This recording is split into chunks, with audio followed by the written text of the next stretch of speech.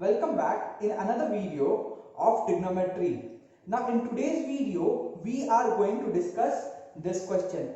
But before discussing this question, if you are new to this video or new to this lecture, you go in the description box and watch the previous video. Now why I am saying this? The only reason is what are the concepts that we are going to use and what are the formulas that we are going to use is already discussed in the previous video.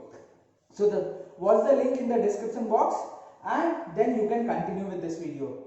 Now let us start with this video. Now let us start with this question. The question says eliminate theta between the equation x is equals to h plus a cos theta, y is equals to k plus b sin theta. Now what we require, what we need to do over here, we need to eliminate this theta. Now where is theta present? Theta is present in cos theta and basically sin theta. So we need to eliminate what? We need to eliminate theta. So basically the question says that we need to remove this cos theta and we need to remove this sin theta. Another question arises, how we are going to remove that? Now let us start with the solution of this one. So before starting with the solution, just start thinking. Sin theta, cos theta, they are related. If they are related, then in which formula they are related? So let us recapitulate the formula that we are going to discuss over here.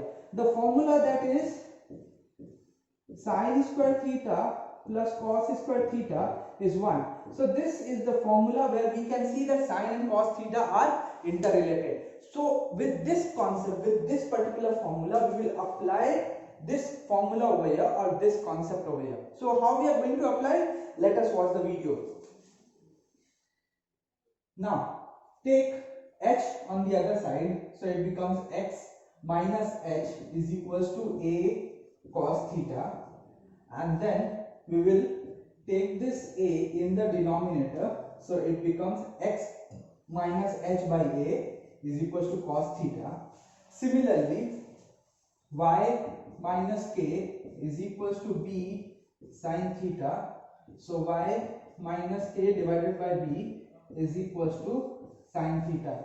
So we already got the value of sin theta, we already got the value of cos theta. So we require to find out the values and then we will put these values in the equation already known to us. So if we put the value, we will get x minus h by a whole square, y minus k by b whole square is equals to 1. Because we already know that sin square theta plus cos square theta is equals to 1. So in the place of sin theta, we put the value y minus k by b. In the place of cos theta, we put the value x minus h by a, and that is equals to 1.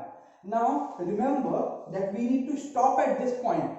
The question says that we need to eliminate theta. The question doesn't say that we need to simplify this equation.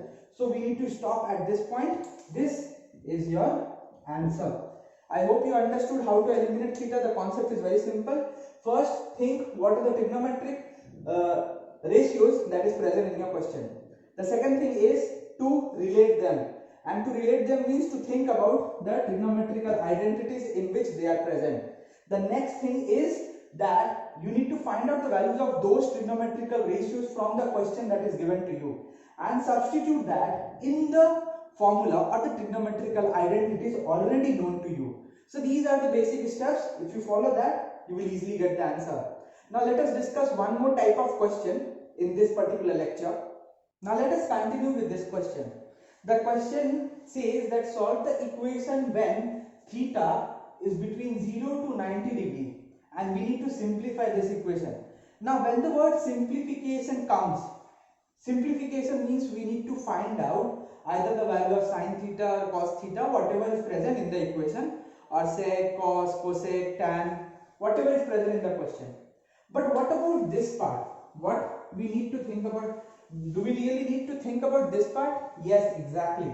The reason is the theta that is present is between 0 degree and 90 degree. Now we already know from the very basics of previous classes that any value that is present between 0 degree and 90 degree is basically an acute angle.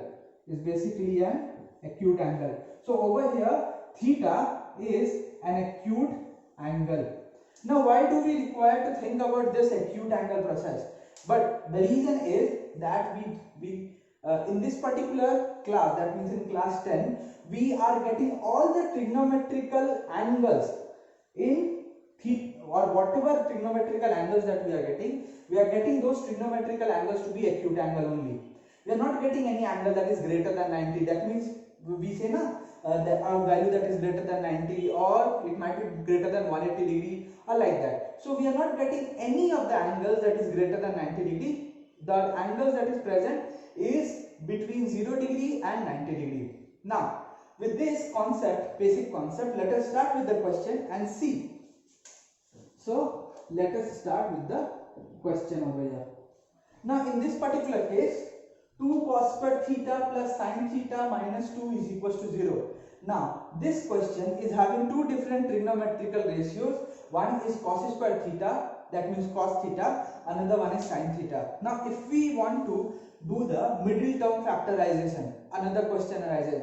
So we need to do middle term factorization, but why? What is the reason? See, over here we are getting the power 2, over here we are getting power 1. So this is basically power 2 equation, or power 2 equation is called quadratic equation. So this is a quadratic equation, we need to solve this quadratic equation. So let us start with this quadratic equation, but the only problem is both the trigonometrical ratios are not at all equal. Whenever we solve any trigonometrical equations, the variable has to be equal. In this particular case, the variable are not equal. Variable means over here sin theta and cos theta. See, they are not equal. They are not equal, but we can change the cos square theta. Now how we can change that? We already know the formula, that is sin square theta plus cos square theta is equals to 1. So we already know this formula. So we are going to basically use this formula in this equation. So how we are going to use? We can write cos square theta as 1 minus sin square theta in this particular question. So let me write that 2 bracket 1 minus sin square theta plus sin theta minus 2 is equals to 0. So if we put the value over there, the next thing is to open the bracket. So 2 minus 2 sin square theta plus sin theta minus 2 is equals to 0. So if you open the bracket, we are getting this. The next thing is, we can see that minus 2 and plus 2 can be easily cancelled out. What is the next step? The next step is that we remove the negative sign. So if we take this negative outside, we are getting 2 sin square theta minus sin theta is equals to 0, or it can also be written as 2 sin square theta minus sin theta is equals to 0. Now if you got this entire portion, let us continue. Now many of the students, after getting this equation, they have a tendency to bring this sin theta on the other side and cancel this sin theta. Now remember, don't do that. That is wrong. Now why that is wrong, I will tell you. I will explain this entire thing. Now let us continue with this question, and I am going to explain why we should not bring this sin theta on the other side. Now see what happens. If you take this sin theta on the other side, then the next step the students generally do is cancel this sin theta. So it becomes 2 sin theta is equals to 1, or sin theta is equals to half. So they get only one answer. But this question has two answers, because this is a quadratic equation. Any quadratic equation, that is the very basics of quadratic, that a quadratic equation will have two roots. It is already there in class 10 quadratic equation chapter, that any quadratic equation has two roots. But over here we are getting what? Over here we are getting only one root. So remember, since this is a quadratic equation, it has to have two roots, but we are getting one root. Since we are getting one root, that means this entire process is wrong. So we need to remember this. This is very basics of your class 10. That whenever we get quadratic, no need to cancel out. We need to take things common. Now how we are going to do that? Let us see. Now let us see how we are going to proceed with this question. So in this particular case, we can see that we can take sin theta common, so we will get 2 sine theta minus 1 is equals to 0. So the next step is to compare. We will compare this sine theta with 0, or we will compare this 2 sine theta minus 1 with 0. So first thing is to compare this sine theta with 0, and second thing is to compare this 2 sine theta minus 1 is equals to 0. So from this we will get the value of sine theta as half. So basically we are getting two values of sine theta. The first one is 0 and the second one is half. So this is your answer. I hope you understood why we should not cancel this sine theta after taking the sine theta on the other side, because this is a quadratic equation, and in a quadratic equation we will get 2 roots over here. Now this is the complete explanation of this sum. I hope you understood this question very well. See you in the next video.